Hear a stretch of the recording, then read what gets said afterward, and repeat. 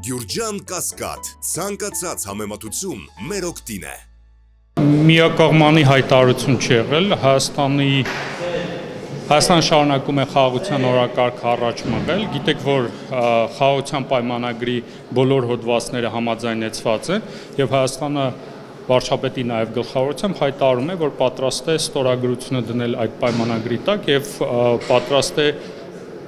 տեխնիկական քննարկումներ սկսել օրվա ժամի եւ մնացած հարցերը հստակեցնելու մասով։ Ալիևը Գյուրջան, ներեցեք 24 ժամվա ընթացքում հաստատեցի վարչապետը 3 հաղորդակցություն տարածեց իր էջով, ի՞նչն է պատճառը, արդյոք ադրբեջանական կողմում կուտակումներ կան եւ հնարավոր ռազմական հարձակման սպառնալիք։ Ինչի մասին է, որի մասին։ Պատրաստ է Հայաստանը ստորագրել։ Հայաստանը շարունակում է խաղաղության օրակարգ առաջ մղել, շարունակում է աշխատել այն ուղղությամբ, որպեսզի խաղաղության պայմանագիրը ստորագրվի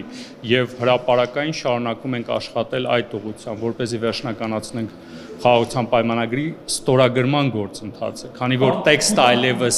համաձայնեցված է, մենք խաղաղության համաձայնագրի ստորագրման համար օրակարգը առաջ ենք մղում։ Եկեք խնդրում եմ հերթով հարց տվեք։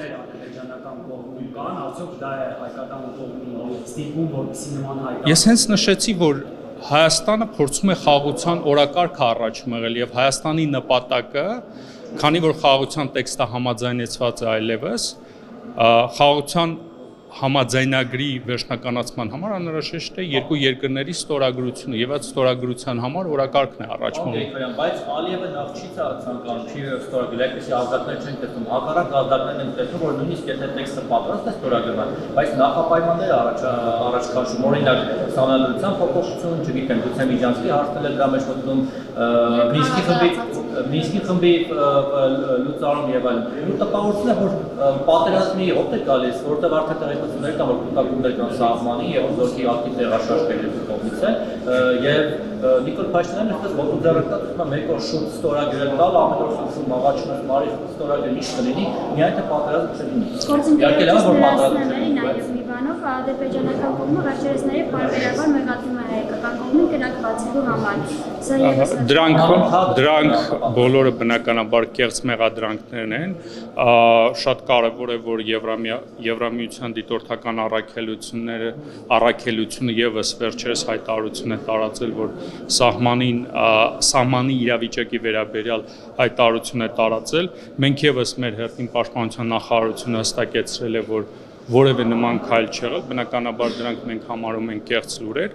Խաղաղության պայմանագրի մասով, մեր հայտարարությունների մասով ցանկանում եմ եւս մեկ անգամ նշել, որ Հայաստանի Հանրապետության օրակարգում խաղաղությունն է, մենք շարունակելու ենք առաջ մղել խաղաղության օրակարգը եւ